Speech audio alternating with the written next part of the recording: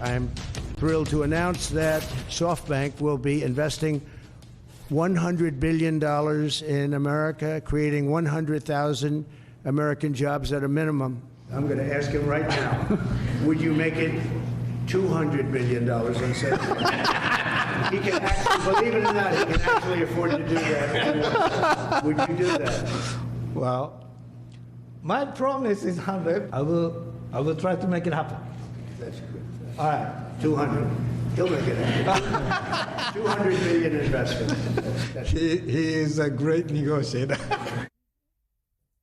It is time now for Money, Power, Politics. Today, you saw it right there. The CEO of Japanese investment company SoftBank was at Mar-a-Lago making a multi-billion-dollar pledge to the United States. But as Axios points out, quote, this is a change in PR strategy more than a change in investment strategy.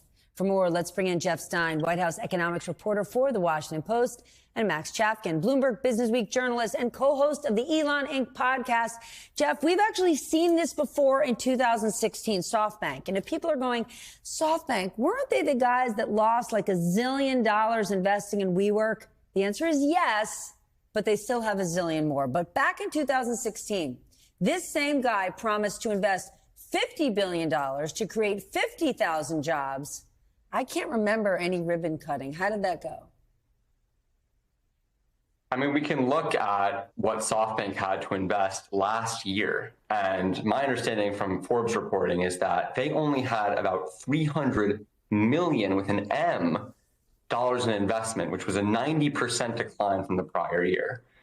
So to answer your question directly, we don't know exactly, as far as I can tell, how many jobs were created, what this actually yielded. As a Trump reporter in the first administration, Trump did this constantly, holding big events where he said this company or that company, Foxconn and Carrier, would invest millions or billions of dollars and create hundreds or thousands of jobs.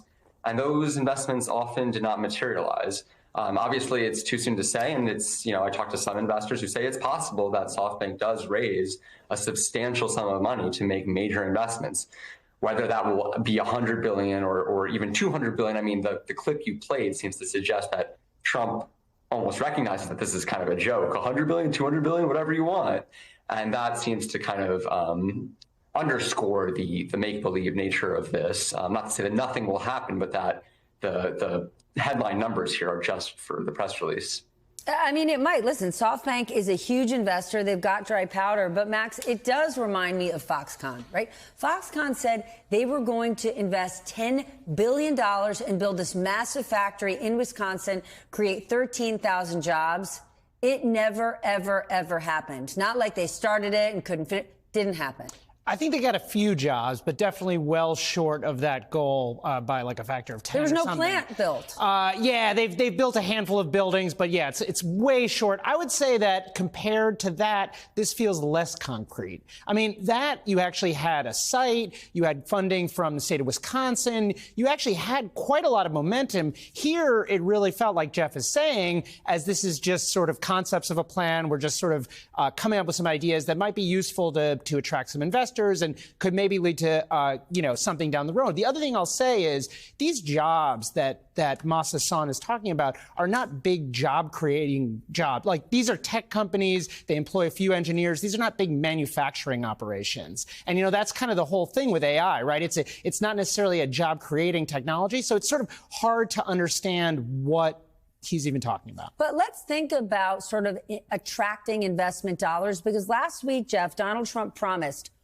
fully expedited approvals and permits for any company looking to invest $1 billion plus in the United States. Does that factor in? Because you can talk to companies big and small across this country, and they will tell you, whether it's right or wrong, permitting is their number one roadblock. Yeah, and as you're saying, Stephanie, there is huge bipartisan interest. I mean, Democrats have been expressing a desire to do something about permitting reform, and we understand that Musk and Ramaswamy at the DOJ Commission, still feels weird to say that as a serious matter, but that the DOJ Commission is interested in these kinds of things.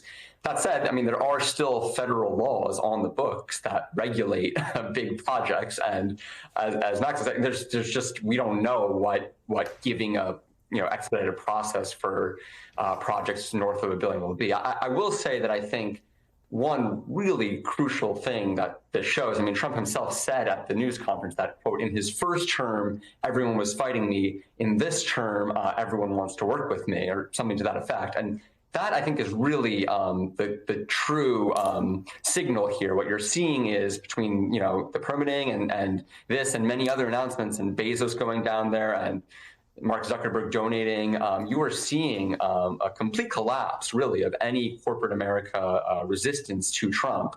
All the fears that characterized and all the fights that characterized, much of his first term with corporate America, those have dissipated, and that, it is a really striking trend, and I think suggests that Trump will have fewer guardrails, at least in this aspect, this time around. It's a striking trend. It's a massive difference. Max, think back to Donald Trump's first term, right? Jeff Bezos is going this way. I mean, CEO after CEO are going. And I get the argument they're making. They're pragmatists. They've got a business to run. They know how Donald Trump operates. But when you think back to 2016, he did not get a strong showing at the inauguration from the business community. Think after that, when he created all those CEO commissions, those business groups, people were stressed out whether or not they even wanted to join or participate or be seen with the guy. And now they're cartwheeling into Mar-a-Lago. What changed between then and now? Well, what changed? Because Donald Trump didn't change. What changes is they're doing it in public. So back then, Bezos and these other CEOs were lobbying Trump, and they were kind of doing some of these same things. They were going to Trump Tower, and you had these photo hops, and then the cameras would go away, and they would sometimes say nice things about Trump or express optimism because that's what business leaders do. On the other hand, they were really worried about their customers, about the Democrats, about the cost of this. About their employees. And that is what feels like it's changed, to Jeff's point. A lot of this is happening out of the open. Just a few months ago, Mark Zuckerberg was talking about we're going to have a neutral platform. And here Facebook is donating, $1 million to the inauguration. It really feels like something has shifted and they're not as worried about the blowback as they once were. Jeff, you're reporting that Donald Trump is considering privatizing the Postal Service. Today, he said it's not the worst idea, and they're looking at it. This kind of seems like a classic sort of Trump playbook of like, look, the government doesn't work, and they show you that it's broken, and they say, no, you know what we're going to do? We're going to bring business guys in to privatize it, which doesn't mean that it's going to work, but it means someone's going to make a whole lot of money. I mean, just to focus in on what we're talking about here, Trump, I've been told by sources who have, been briefed on, private conversations at Mar-a-Lago, Trump is really exercised about the fact that the Postal Service lost about $10 billion last year. $10 billion is a lot of money by any standard, but it is not a particularly meaningful amount of the federal budget. The Trump administration is looking to extend without pay-fors about 5, maybe 6, 7, depending on what you include, $1 trillion worth of tax cuts.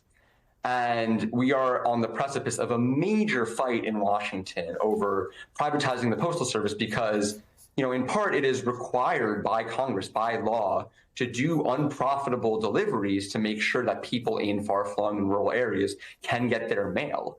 And that is now at risk, even as we're sort of moving towards an agenda where trillions and trillions of dollars that will not be paid for get sped through. And as you're saying, we don't know who could be the private beneficiary of that. My colleague reported that Elon Musk, put about $277 million toward the campaign. I just want to check this figure. He is now about $200 billion richer. So the opportunity to use the federal government to create profits for private businessmen who are close to Trump are immense right now, and the Postal Service might just be one manifestation of that.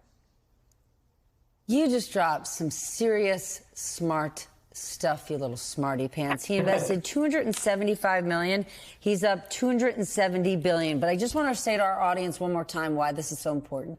Yes, the U.S. Postal Service lost $10 billion last year, in part because they guarantee that they are going to deliver mail to rural areas that are really hard to get to, that obviously are a money loser for them. But it's a commitment from the government, because the government doesn't view itself as an entity to make money.